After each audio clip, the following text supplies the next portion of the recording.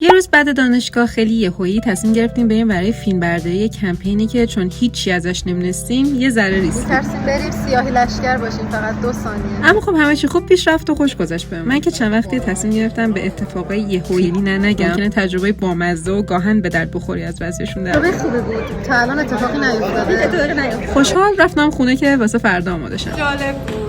و فردا بعد یک روز نه چندان جالب در دانشگاه بسیار کلافه به سمت خانه قدم برمی‌داشتم. این حال کیف جدیدم رسید. خیلی خوشحالم، خیلی جالب. یعنی واسه منی که ترجیح میدم کل زندگیمو توی کیفم بذارم هر روز با خودم حمل کنم عالیه. و از اونجایی که خونه یکی از بهترین جاهای دنیا سعی کردم حالا که رسیدم حالم خوب باشه و ببافم. من همیشه چیزای کوچولو میبافم. اما این دفعه من با این ویدیو دارم میبافمش و حقیقتا فکر نمی‌کردم انقدر بلند بشه.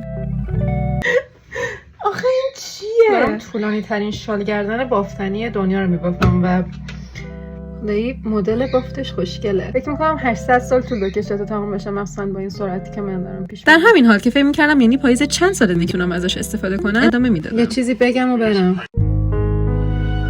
دکستر بهترین سریال دنیاست.